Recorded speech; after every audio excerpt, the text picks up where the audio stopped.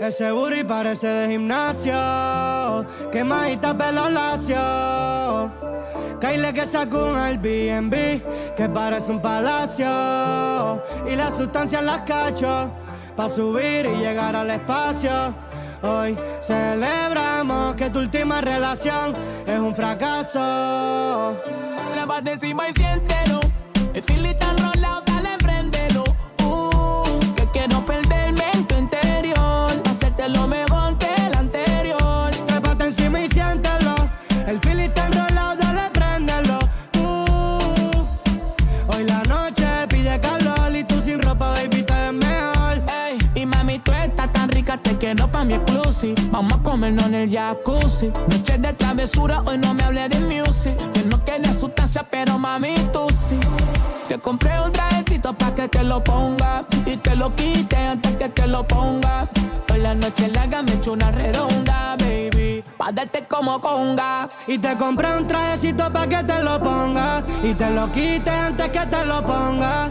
Hoy la noche es larga, me echo una redonda, baby, pa' darte como conga. Trépate encima y siéntelo.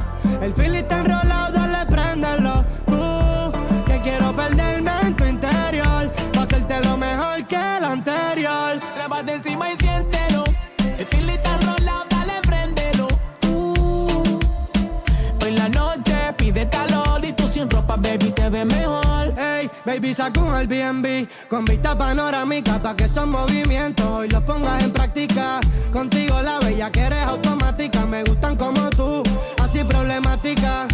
Un trambo con la nota Randy, se hace la santa pero hoy quiere candy. Me pide una de chencho pero que salga Maldi, siempre la quiere adentro, por eso caché la plan B. Un trambo con la nota Randy, se hace la santa pero hoy quiere candy. Me pide una de chincho pero que salga Maldi, siempre la quiere adentro, por eso caché la plan B. Trépate encima y siéntelo. El feeling está enrolado, dale, préndelo. Que quiero perderme en tu interior, hacerte lo mejor que el anterior. Trépate encima y siéntelo. El feeling está enrolado, dale, préndelo. Hoy la noche pide calor y tú sin ropa, baby, te ves mejor. Ey.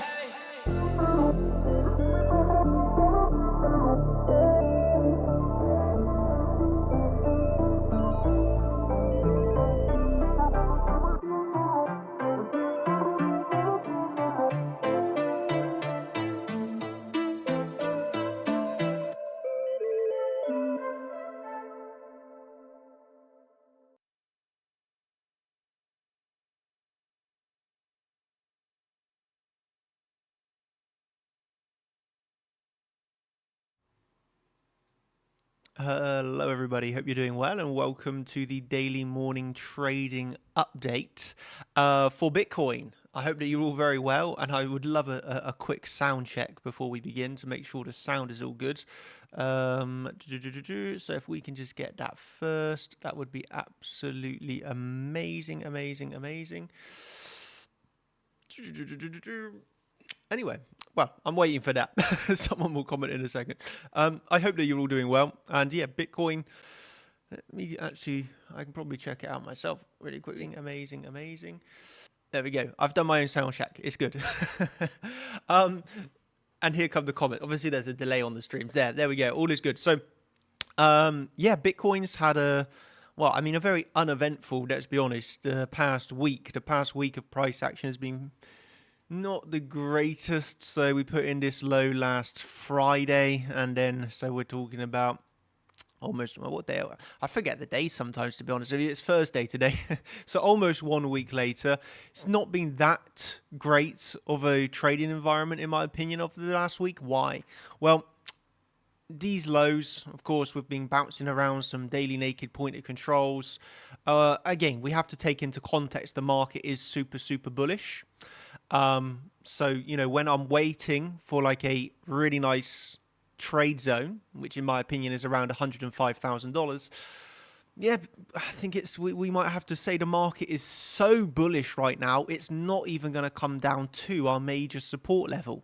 And I mean, that's obviously good and bad. It's good because the market is super bullish, but it's also kind of bad because, you know, I'm going to miss out on the long trade here. Again, I'm already in longs from lower, so it's You know, I'm not going to lose. I'm not really going to be too bothered about it. But nevertheless, yeah, this is the level that I've been waiting for a long. And for the past week, it's got close, it's got close, it's got close, and it's got close.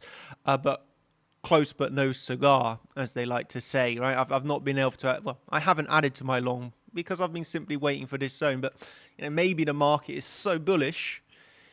Yeah, I'm going to miss that opportunity. That's a risk I'm willing to take, to be honest with you. So, yeah, that is the right decision because it is my decision.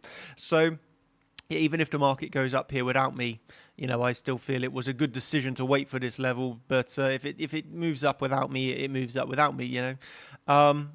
So with that said, let me actually just load up EXO a second. And they got this new weird thing on EXO where it's going to just do this a sec. So just bear with me. 2 seconds. 1, 2. There we go. So we'll let this load up a second. So we're obviously bouncing off of $107,000, which was a support zone. So yeah, no, that was obviously a potential long trade if you more aggressively positioned, or if you have no long trades that open at all, then you know you probably might lean more aggressively. Let's imagine, but yeah, I cannot deny $107,000 was a good support. You know, intraday level of support. So maybe you've longed there. Wouldn't say it's a bad trade. We got a new daily at $109,000. You know what? I'm going to actually mark out this top daily now because it's been sat there a long time. Again, this is not a confirmed weekly, but you might have a weekly basically $109,000. But this is yeah, we got another 3.5 days left to confirm that. So that might not get confirmed. You know, if we closed a week above $109,000, which really wouldn't be out of the ordinary here, then it's another green bullish weekly candle, which is just insanely bullish. You know, we're bouncing off the value area low, $107,000, which was also the you know, daily weekly point of control zone, all in around here, a few $400 difference. So, you know, we're clearly at a support zone down here at $107,000. Local range low. You know, we had some naked point of controls from back here. So, yeah, we've got a pretty good intraday support. And I think maybe one of the most bullish factors, if we can say this, is the strength in the stock market. You know, I kind of hate to say it, but it's very easy to be super bullish on the stock market because it is really always kind of just bullish. And this going up again overnight, you know, we're about to hit a new all-time high on the stock market. And my biggest stock in the world, Nvidia, just look at this. We are about to hit, well, likely a new all-time high soon. We've got another gap up overnight. Earnings were good. Yeah, if you don't know, Nvidia had its earnings last night. Good earnings. You know, the worries. Isn't it funny the way the market works? When the market was down here, everyone was super bearish, thinking, oh God, Nvidia going to have supply issues to China. They're going to get their chips blocked, blah, blah, blah, blah. You know, you could say the fundamentals were looking bearish, but guess what? We hit the most epic support in the world. We took out $100 psychological, which was a buy in itself. Then you come down and you hit the point of control, and this is not something I would get greedy on. You know, I was looking back at this today, but posts from the Discord that I've made over the years, and just yeah, just safe to say this is one that I've always been super bullish on. And it's one that I'm always super bullish on, and one that I'll always be super bullish on. So, yeah, honestly, yeah, all I can say is maybe you paid attention, but this was just one of the most epic long opportunities in the world. And so, you know, I see the stock market super bullish. I'm expecting all-time highs very shortly. You know, it would make sense. to be honest, that Bitcoin can push up along with it. I've been saying, I think we got the Elliott wave count that pushes towards a new all-time high. We got fractals that push, that make us believe new all-time highs are coming. And of course, the actual coin itself, Bitcoin, another super bullish coin, to be honest with you, and another, just extremely bullish market structure. Like, just everything about Bitcoin right now is also super bullish. So, the expectation, of course, is new all-time highs. I would be wrong in saying that I'm bearish on the coin. Of course, we've seen this failed auction of the all-time high.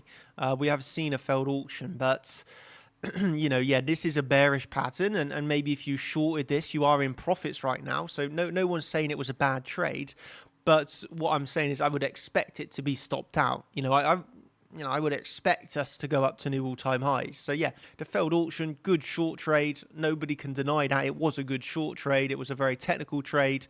And I mean, at the end of the day, you're sat in profits right now. So anyone that says it's a bad trade is like, well, what you on about because it's profitable? It's just, I would say at the very least, I would have locked in an early take profit one by now, because the expectation really is that you're going to get stopped out the trade. So rather than holding it for a stop loss and not take any profits, well, yeah, I guess you shorted this. You expected a 50% drop to the downside. Maybe you only got a 5% drop to the downside, sort of thing. And I think you should, again, not financial advice, but I would at least pay myself at the very least, and because I really do expect new all-time highs. Again, maybe it's wrong. Maybe we're wrong, and this is some sort of epic trap. Because if it does just do this and go down and down and down from here, I really don't think a lot of people are in the short. Even I myself shorted up here and I've already closed. So, I would be super surprised if a lot of people are short right now and the market drops heavily. That would be a massive pain scenario, to be honest with you. Again, and I also don't think it's like too bad, because let's say we do end up doing this and we just drop massively. It's not going to do just in a straight line. There will be an opportunity, some sort of bat tests, and this is where I'd have to be getting into my short. Again, I had a short from all the way here at the very high, actually, but, closed it. Why? Well, because I expect new all-time highs. But if I'm wrong and we start to see weakness, well, then I'll have to jump into a short. It is what it is. Just trading the probabilities. And yeah, so then we line up ourselves, where is the next long and short trade? Well, let's take a thoughts, right? Well, I think it's not actually fairly obvious, to be honest, but I think it's fairly nice where we got strong support, and we've been talking about this for a week, and it's lining up is a bit of a zone, so it's not an exact dollar, and this is why we wait for the lower term time frame entry trigger. But it's the same that we've been saying for the past week. It's between $106,000 and around $103,000. So we do have this like $3,000 box here of what I would class strong support. Again, right now, I cannot tell you whether we bounce off, I cannot say whether we bounce off the very top of that support level, or whether we get a deeper retracement into the support level. That I do not know right now, but all I know that this is a very nice support zone. And how do then we trade it, or how would I trade it? Let's say I would wait for a lower term time frame entry trigger. So, I don't know where that comes, because that's what I'm waiting for. I know that this is the zone I'm looking to long. And so, let's say we come into this level and we get a bit of a sharp move to the downside. Then, obviously, if we get a sharp move to the downside, I would not long instantly, but I'd wait for this kind of thing to get a little bit of a reaction. And then here we have 3 entry triggers. The one is just instantly longing as soon as you get the first move to the upside, which, if the order flow lines up, is an aggressive trade option. Option number 2 is you get the retest, maybe into the CC, low to high, CC retest, bullish divergences, bounces happening across the board. Well, then you look for that kind of retest long. Or alternatively, what we got up here, right? You put in the high, you put in a low. I waited very patiently, for a mini range fake out of the high. Here is where I took my short trade. Well, and of course it went down pretty nicely, but I waited for that fake out. So you would wait for the same here, like a little bit of a fake out of the low. Reversal. And again, this was a nice one to wait for, because I was like, I want to see the high during New York session. I want to see it take out $112,000. We done that. So in my opinion, this high was a slight front run of $112,000. So it's like here, if we front run the low of the CC, and there's nothing bullish on the retest, or we wait for the CC to actually be hit.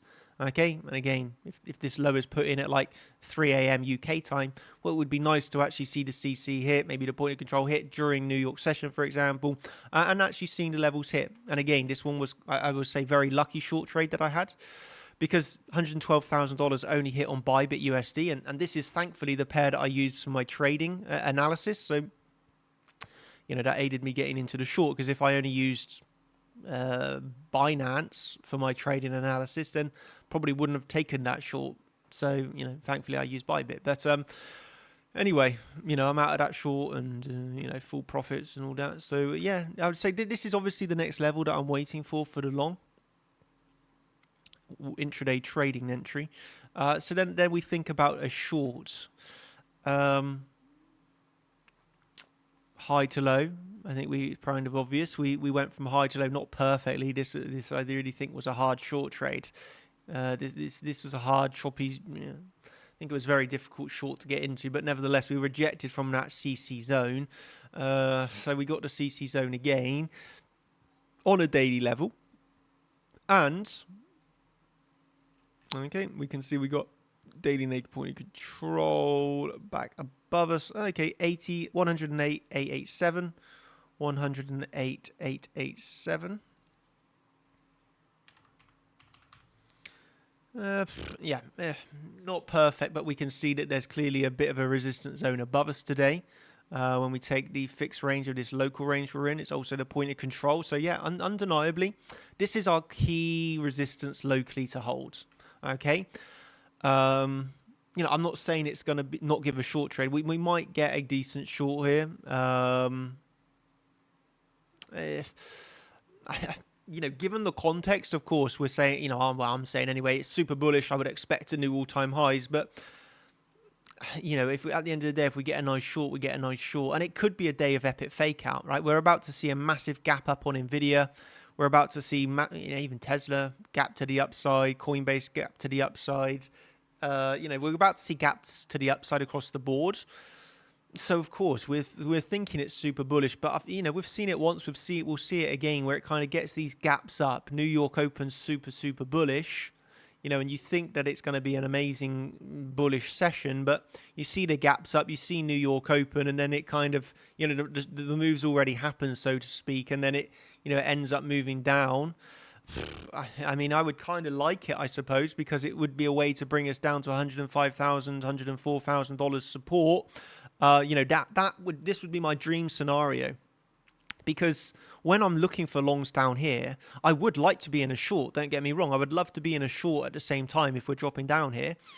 So if I can lock in a short here, it just psychologically aids me when taking a long. You know, I would still take the long down here if I'm not in any short trades, because, you know, I am bullish at the end of the day. But it's just a psychological factor. I find it a lot easier to long here if I have a short from higher. And again, I did have a short from higher, but I closed it, which I do think was the right decision. So, you know, at the end of the day, we bounced pretty heavily. But yeah, I've closed that short now, and I didn't short this move here because this for me was way too choppy. It was a difficult short for me anyway. So if I get another opportunity here, you know, I will take it, because I would like to be in that hedge. You know, a little bit of a protection. It gives me even more confidence to long the lows. Again, I will long the lows if I'm not in a short, but psychologically, I'll be honest with you, it helps me a lot to take a nice long if I'm in a short. So yeah, I mean, I cannot deny that this is a nice confluence zone. I think the context is much more bullish. Okay, so when I think of the context, I think, well, yeah, we can squeeze all the way up through this, but I do like, you know, I can't deny that this is a good resistance, technically speaking. So, you know, this is a pretty stacked resistance, and you look at it, right? Again, do we get the shallow? Again, this is exactly like at the lows. We don't know whether we get the shallower retracement for the bounce. We don't know whether it comes down a bit deeper for the bounce, right? We do not know that. It's the same at the highs here. We don't know if we get a bit of a shallower rejection or whether it goes a bit deeper to the channel high. It's very hard to say that at the moment. It's pretty much impossible to say that. The only way that we can do is wait for these levels to be hit. We'll go off the time of the level being hit and then the order flow into the level once it is hit. That will give us a good inkling of, right, if we hit this at like 12 p.m. UK time, and there's no order flow weakness, it's kind of like, okay, we'll expect another move up during the actual New York Open, for example, and then of one of two things: we either get the breakout during New York session, or we do get that weakness, those big gaps to the upside, and then a sell-off actually after the gap, and it ends in a bit of a fake out.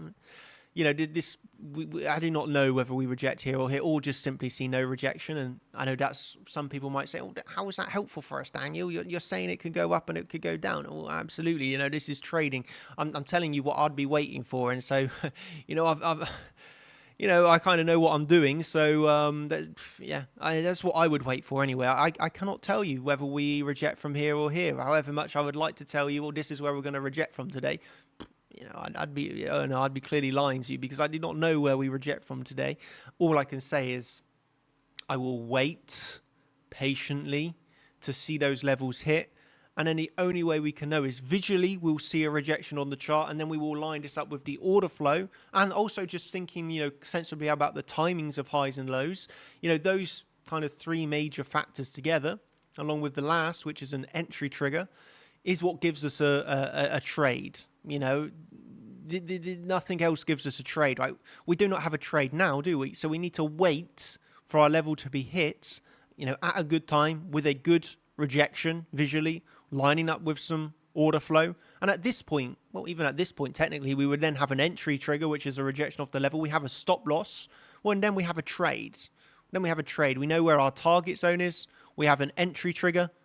We have a stop loss. What more do you want? Well, there is nothing else that you want. You have a trade at that point. Here where we are now, we don't have a trade, do we? Well, I'm not going to short here.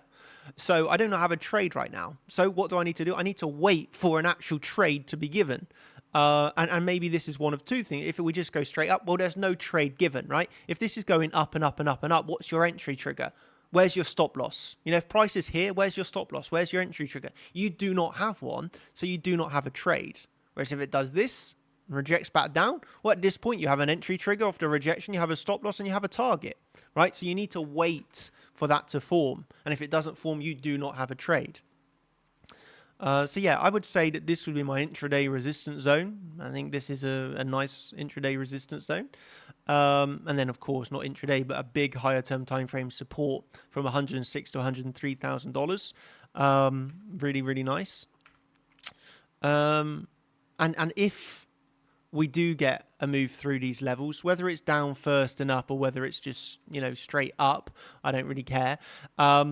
Of course, we are aware of the fake out of all-time highs, which is just a simple fake out of the all-time high. This could be a really small fake out of all-time high, or we could look for the bigger one to around $115,000, kind of fake out of all-time high. But again, this is a reactionary based trade. We can absolutely get a bit of a felt fake out into a higher low onto $115,000. So I make this just so you can visually understand that, right? Fake out, maybe back test, continuation. Okay, and that would be back testing a bit of a resistance support flip, resistance into support onto, this is going to be around the, value area high, a little bit lower. But of course, this value area high is going to be changing by the time we're trading up here. This value area high could absolutely line up at $111,000. So, I mean, there's of course, there's a lot of different scenarios that's trading for you, but, we're just going to trade one of those scenarios that comes. So, again, we need to be aware of all those scenarios, because, we'll simply put, there are a lot of scenarios, but we'll just trade one of them when they come, right? So, now it's just a waiting game to see which one does come. That's my analysis, thought process of today. I hope that was helpful for you. And of course, after this stream, you do have the altcoin stream. We all know that you love the altcoin stream. So yeah, that's going to be from Severin later today. It's a very, very popular stream, as it should be. If you're interested in altcoins, Severin is going to do that one for you after this stream. So hope you've enjoyed. Oh yeah, I'll give a final reminder that we have got the Porto event coming up. So if you are interested in the Porto event, joining us there today, well, not today, but you can of course check that over via the events page. We've designed this events page, which I'm very happy with. Really, really nice. And you can get a bit more information about Porto. I think actually there's even a way where when you're here, you can click on events at the top.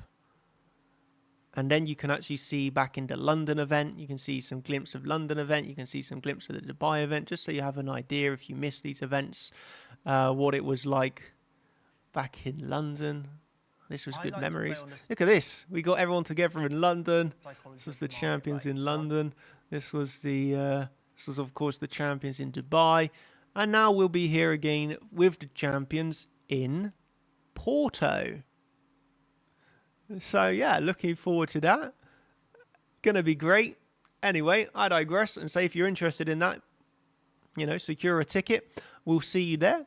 And until then, yeah, let's keep our eye on the charts, and you've got Severin lining up next. So yeah, thank you all ever so much. Hope you've enjoyed. And yeah, that's me signing out now. Anything from me, I'll see you in the Discord. Cheers, everybody. Thank you, and goodbye.